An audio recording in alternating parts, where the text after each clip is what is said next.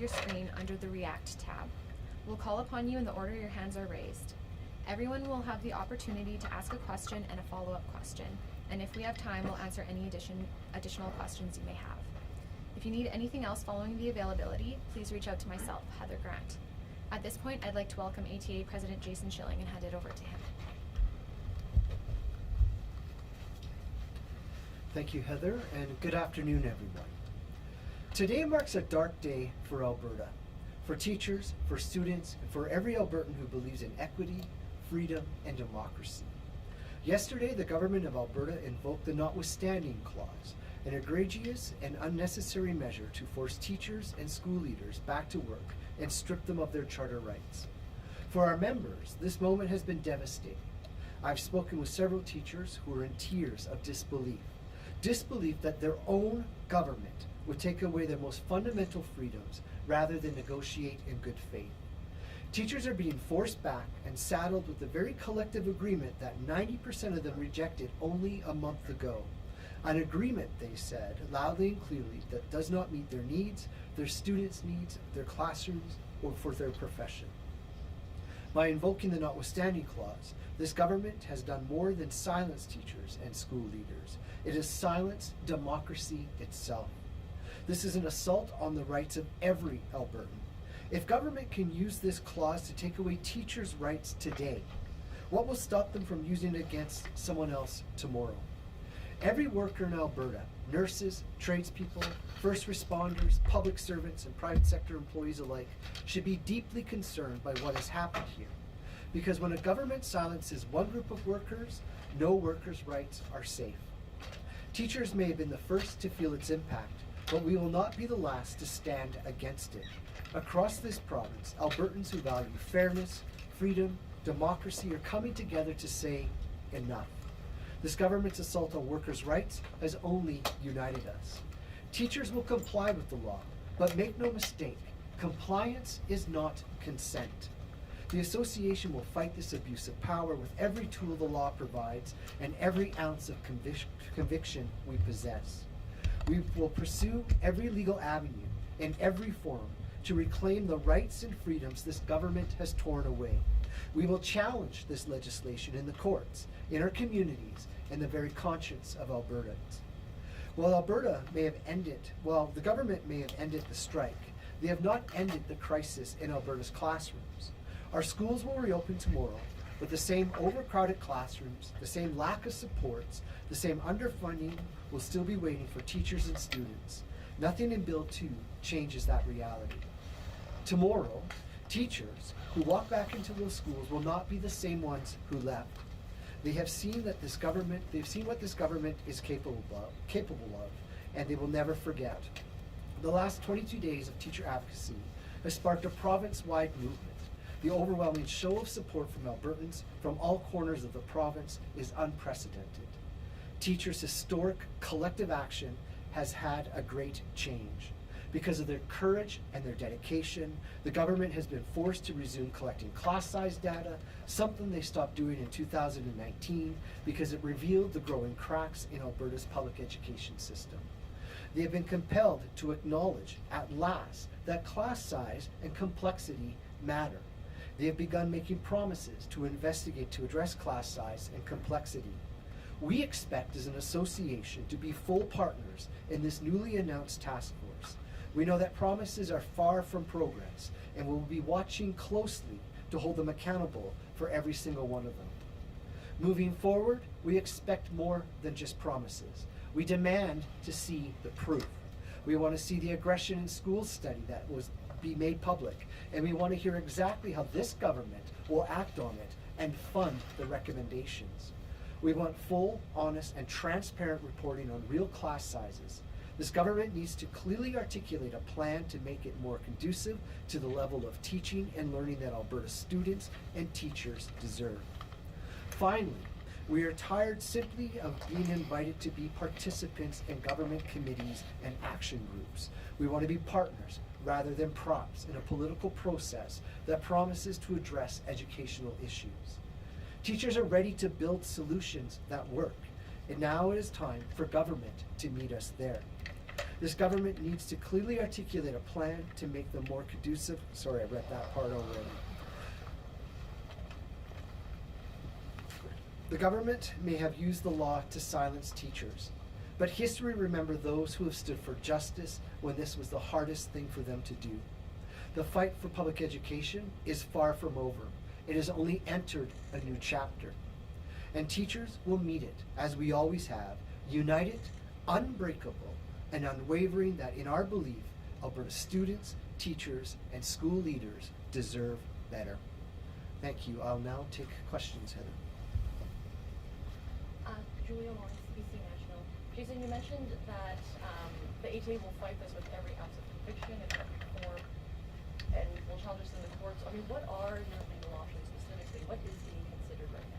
Well, Provincial Executive Council has been meeting a lot over the last day and a half as we've been looking at Bill 2 and understanding the details in more depth. We've passed recommendations that we will launch a legal challenge against this. We'll leave that up to our experts in our law office to do that work, but we will pursue everything that we can and leave no stone unturned. Do the last 3 weeks feel like they've been a waste of time, considering teachers are getting a contract that they've overwhelmingly rejected and they have to go back to school with similar conditions to what they want? Absolutely not. I think I was saying earlier today when we were meeting with Provincial Executive Council and local presidents that I've never been more proud of my colleagues in this province. They didn't walk out of their classrooms on October 6th. They stood up for their students, for their schools, and for themselves. And they changed fundamentally the conversation about public education in this province. They changed the way that parents see how government is funding schools. We have seen conversations around private education funding occur. We have seen parents say, enough is enough. My child deserves better at school. And I would encourage parents to keep that pressure up on school boards. They should be in there at school board offices and asking, why is my child in a class of 42? Keep that pressure on. People have found their voices. Teachers have found their voices. They've inspired people across this province of what it means to be an advocate for something you believe in. And I'm so proud of my colleagues across this province. Hey, Travis McEwen, CBC News. What's the ATA's direction right now for teachers and members on extracurricular activities? Are they being told to volunteer with that in field trips or to not? Well, we told our members yesterday in a communication with them that under this bill, any kind of work to rule would be considered illegal, and there's hefty fines that come with that. But they need to evaluate and reevaluate how they're spending their voluntary time at school. They have the ability to do that. So for instance, I used to coach cross country and direct the drama play. Maybe I'm not going to direct the drama play next year because you can take my rights away, then I'm going to reevaluate the voluntary nature of my job. I'm going to do my teaching job to the best of my professional ability, but there's other aspects there at school that members can use their own judgment on how they want to go forward with that. Many districts are waiting to hear from the province on what's going to happen with lost instruction time over the past 3 weeks. Is there anything that you would like to see, anything teachers would like to see to make up for that time that may or may not happen? Well, one of the things I think I would like to see happen is a reevaluation of diploma exams in January. Teachers have lost time, and when I talk to some colleagues, they're like, they will not be able to make some of that time up in terms of, especially diploma courses. So I think they've made the ones in November optional. They can re-examine the ones in January as well. We know through COVID that the amount those tests were worth, whether they were optional, it shifted every semester it seems. So we've got opportunities to look at that as well. As our company knows global news, when it comes to other unions stepping up and potentially taking action of their own, what are your thoughts about that kind of support? Well, I think when you look at the notwithstanding clause used here in Alberta, every union, every worker, whether they're unionized or not, should be entirely concerned about what has just happened. If they're going to infringe on the rights of one group, they're going to infringe on the rights of other groups.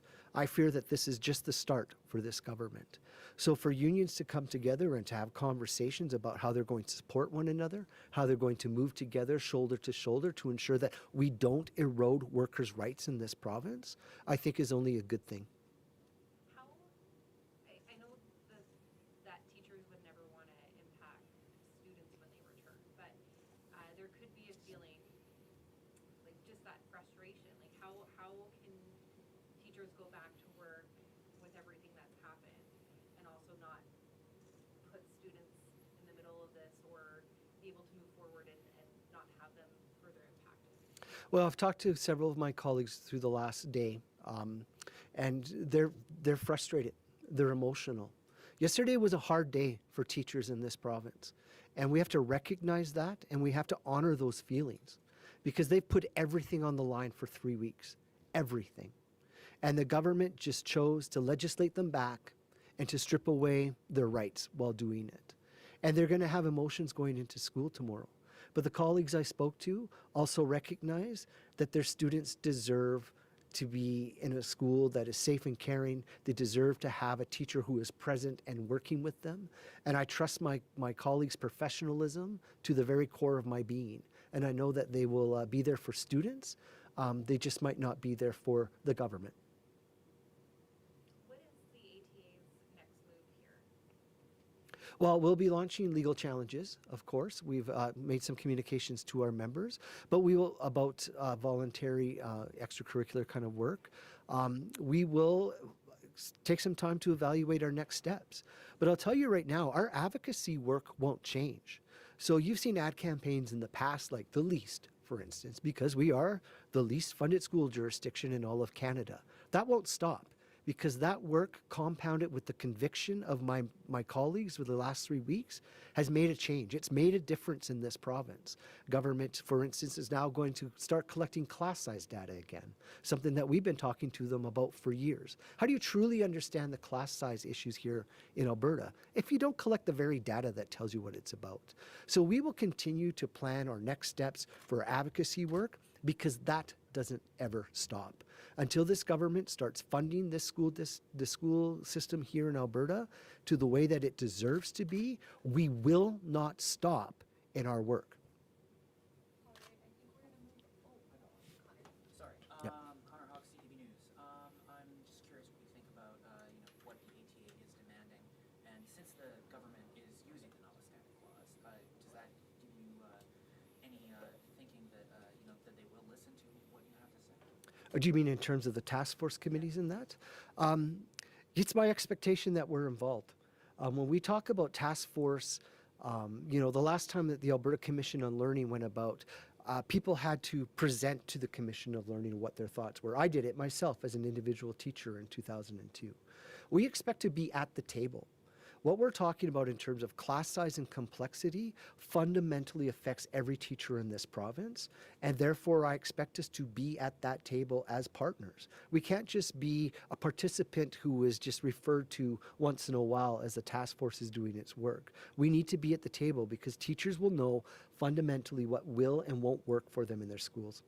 But doesn't using the notwithstanding clause indicate to you that the government may not potentially be interested in hearing? Well, the government is going to have to work on some trust issues, obviously, because my colleagues right now are not going to fundamentally trust what government has to say. So we'll have to work that out through conversations about what that looks like and just how it will unfold at that point. All right. We are going to move our questions online now. Ethan, please go ahead and unmute yourself. Jason, I'm wondering what you've heard about teacher stress levels with returning to school and making up for this missed time. I've talked to many colleagues who are, they're the spectrum of emotions today and yesterday. They're a little bit stressed about going into school, worried about how we're going to get caught up on some things. But I also know that teachers are professionals, and they will address the curricular needs of students when they get there, and they'll do their best to make sure that every student learns what they need to know from the curriculum as they move forward. And other than the government making November diploma exams optional, have you heard of any other changes or school year and making sure these students have the knowledge they need to go forward? I've not heard anything more from government or school boards around that. We'll have to see if they have any ideas about moving forward. Whatever they do decide that they want to do, it would be my expectation that they engage with the association and teachers before they make those decisions. Thank you for your question. Jack, please go ahead and unmute yourself. Thank you. It's Jack Rowe, the Canadian Press. First question, can you walk me through exactly how the ATA is allowed to challenge this in court? Because I'm reading the bill right in front of me, and it quite literally says, no cause of action or other legal basis for a proceeding rises against the Crown. And that includes like a regular court challenge, tribunals, kind of all of it. So how does the ATA challenge this in court when the legislation clearly says you can't? Well, having just seen the bill most recently, we'll have to leave it up to the experts who we work with in terms of our lawyers about how they move forward with that. But to give you the specific details of what that would look like right now, I wouldn't be able to explain that to you. Nope, that's fair. I figured I'd ask anyways. Another question, can you kind of just walk me through what you imagine teachers are doing today in terms of preparing to go back tomorrow? And maybe they're not preparing today. Maybe they're going to wake up at 5 in the morning tomorrow to try and do some prep before classes start. But can you kind of just walk me through what you think 50,000 Albertans are doing today before going back tomorrow? Well, I imagine that they're doing a variety of things. This is a day, actually, I hope today that they're processing the feelings of what happened yesterday. And a lot of them are. They're upset, they're frustrated, they are offended at the disrespect that this government has put in place for using the notwithstanding clause. So my expectation of what I think my members are doing today is that they're grieving. They're healing from this. They're processing the feelings of yesterday. We cannot underscore or underestimate the gravity of this decision that this government made yesterday. Not only to use the notwithstanding clause, but to ram it through the legislature in the way that they did, to limit debate in the way that they did. Something that we, as every Albertan, are fundamentally reliant on. That when bills and laws go through the legislature, that they go through in a way, in a capacity that has due course and justice. And that didn't happen yesterday. So I imagine my colleagues today are ruminating on that and processing those feelings, and school will start tomorrow and they will be ready. Thank you very much. Matthew, please go ahead and unmute yourself. Max Case with Mail. Jason, what exactly is the ATA hoping to achieve with its legal challenges? And obviously, the notwithstanding clause blocks any ability to challenge in court, but would it be a symbolic message to get a court decision? What exactly is the ATA seeking here? Well, we know that it's a tough hill to climb, but we're not afraid of climbing that hill. We're not afraid of doing tough things. Ultimately, what we want to see is the government reverse its decision on invoking the notwithstanding clause against teachers and their constitutional rights. That's all. All right, Devin, please go ahead and unmute yourself. Hi, Jason. This is Devin DeKuyper with Postmedia.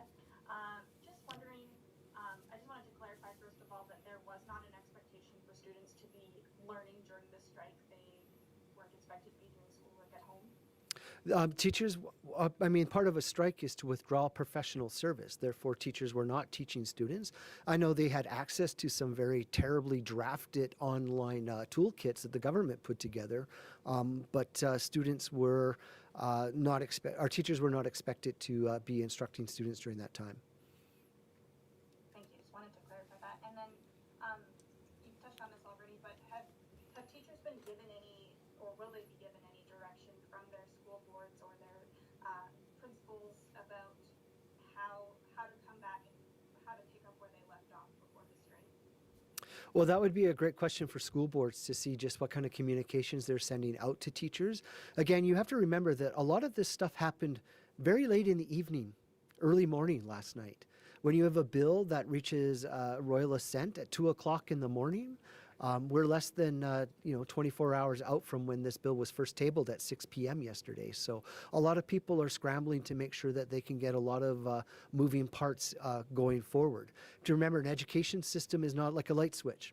Can't just turn it on and off that quickly. There will be some growing pains through the course of the week, and I think people just need to have some grace and some patience. Thank you. Thank you for your question. Alejandra, please go ahead and unmute yourself. Hi, thank you. I'm Alejandra with the Left Fitzgerald. I was just wondering if you can clarify something and maybe perhaps give me some examples on the difference between voluntary work and what could be considered work to rule, just to kind of see what the differences are. Well, work to rule is a legal strike action. And so you would need to be in a legal strike position in order to do a work to rule campaign at your place of employment. When you talk about voluntary work, that would be things that teachers do that's above and beyond their professional duties, above their instructional time or the assignable time that they have within their schools. So for instance, I used to coach cross country. So that was a voluntary measure on my part. We would meet every day after school and we would practice, right? So that would be sort of the distinction between the two. So in the case of, for example, the teachers watching over kids during recess, is that, what category does that fall under? That wouldn't be voluntary time. That would be either instruction. It's mostly assignable time because your principal will assign you to do those duties. Therefore, it counts towards your assignable time. Okay, good. Thank you for clarifying that. I appreciate that. Yeah, you bet. Thank you very much. Michelle, please go ahead and unmute yourself.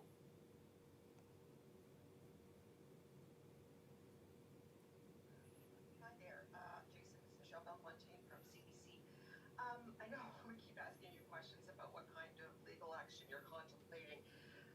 I guess the bill has been given royal assent, so I'm wondering, I mean, is there an option to have like an emergency injunction? Is that something you're looking at? Definitely is on the table in terms of legal pursuits of what we can do. Like I said, we will leave no stone unturned to try to get government to reverse this decision that they made to invoke the notwithstanding clause. What are the other options then? Like, I know we've been pushing you a little bit on this, but we're just trying to understand, like, what options do you have on the table? Well, again, you have to consider the fact that we just got the bill yesterday afternoon, or actually evening, sorry, and we're still doing some analytical work on that in terms of the legalities of what it will look like specifically moving forward. But I'm sure that you will hear more from us down the road when we know exactly what we're planning on doing. Nothing today. Like, are we going to hear something later this afternoon? Not today that I know of, but I can guarantee you when we know, you're going to know. Thank you for your questions. Kevin, please go ahead and unmute yourself. You said you're going to leave no stone unturned to try to get this legislation withdrawn. In Ontario, when similar legislation came forward, teachers refused to obey it. They stayed out, and that precipitated an end to the legislation. Are you considering that in this case? And if so, why? And if not, why not? Well, we communicated to our members that we would comply and that schools would open on Wednesday. And that was not an easy decision by our executive council to look at that. It was a lot of emotional debate about moving forward in that capacity. But what we have seen with this language that is within this bill, that it is draconian in its nature. It has put some very strong fences around what teachers can and cannot do. And therefore we made that unfortunate and uncomfortable decision that we would be moving forward with this in terms of compliance. We will analyze as we move forward, and as I said, in terms of legalities of what we will do when we get to that point. The bill also removes your ability to take job action against individual school boards or individual employers. So, and the government said that they would leave up to the individual boards the decisions on how to make up for lost educational time. So if the boards, say the Calgary board where I am, decides that they want to start changing professional days or diminishing the amount of time off at Christmas or eliminating this upcoming November break, how would you guys be able to react to that if you can't take job action? Well, we would have to work with our teacher employment services that we have here within the association. We have relationships with all the boards and with all our locals about any kind of changes to calendar that we would have. Some boards and some locals have calendar provisions within their collective agreement that they negotiate it locally. And so we would expect the boards to honor those provisions within the collective agreement, engage with teachers like around that. I mean, these are decisions that boards will have to make in terms of what they're going to do. But I think a board that might want to change the dates around Christmas holidays might find themselves on the business end of some phone calls from some parents.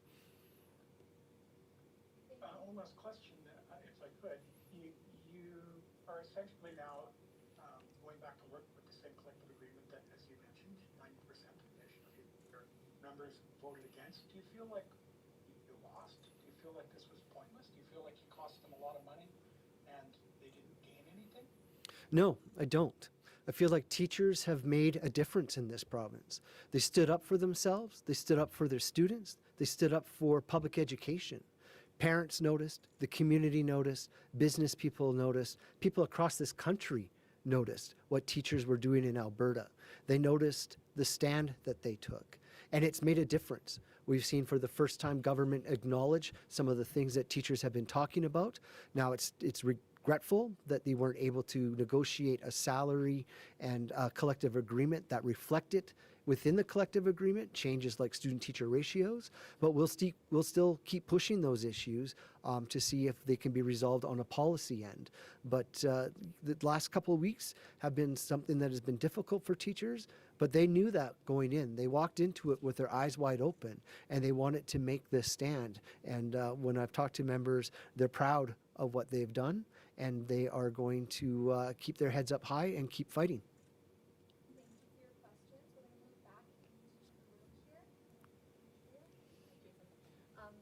With this legal challenge that you're looking at, is there any possibility, any sense of a possibility that students and teachers won't go back to school tomorrow? We will be back at school tomorrow. Are you hoping the backing of other unions could possibly help change the mind of the government, and do you welcome that pressure from other unions who've already spoken out? Absolutely. Absolutely welcome the pressure from other unions on this, because this fight is also their fight. If they're going to come after teachers' collective bargaining rights, you can guarantee they're going to go after other unions' collective bargaining rights. It's something that even beyond the unions, other workers who are not unionized in this province have a stake in this as well. Because if they're going to start here, invoking the notwithstanding clause, they've already indicated through 3 mandate letters that they plan on using constitutional measures such as the notwithstanding clause on the anti-trans legislations that they put in, Bill 27, Bill 29, and Bill 26. So we know that they're planning on doing it again. And now that we're on this slippery slope, I am gravely concerned about where it stops.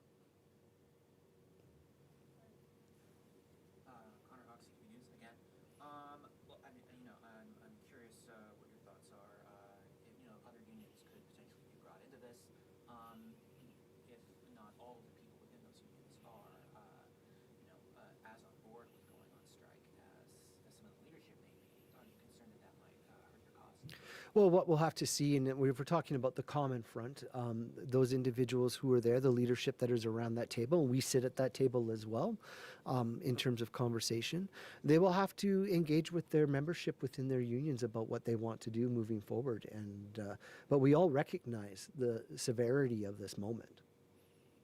And I'm also wondering, we're hearing about a lot of students who are planning walkouts on Thursday. What's your response to that? Well, we try not to, it tells me that students got it. They understand.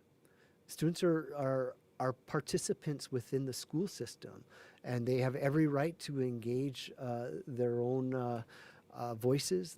If they want to, protest, they have every right to do that, because they are the ones who are sitting in overcrowded classrooms. They are the ones who don't have the resources that they need.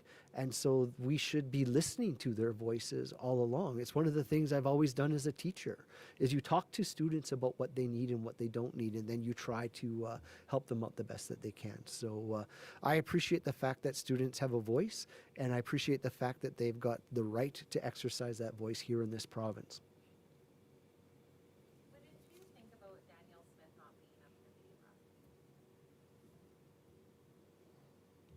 It's a great question. Because I have a lot of thoughts about the fact that the premier of this province, who invoked a bill to take away the rights of citizens of this province, didn't even have the decency to be in the legislature. I think it's a disgrace. I think she should have been there. She should have listened to the debate that was going on in that room. She should have looked in the eyes of the teachers who were in the galleries and when that bill was tabled, she should have seen the tears in the eyes of those teachers. I did. So did other members of the legislature. And saw some of the other members of the legislature within the UCPC party laugh. It's unacceptable to me that the leader of this province would choose not to be there when she did such a fundamentally disgraceful thing. Okay, if we don't have any other questions here in the room, I'm going to go back online. Bob, please go ahead and unmute yourself. Hi, Jason. Bob Foley from Jasper here. Albertans are watching this issue play out, and many of them I'm talking to are feeling stuck. They support teachers, but need kids in school. So what can Albertans do? What can parents do to keep the government's feet to the fire on improving public education? You know, it's a great question. I'm glad you asked it, because the advocacy work doesn't stop today. Parents have been engaged. I talked to many parents who they knew things weren't great at school, but they didn't know it was this bad.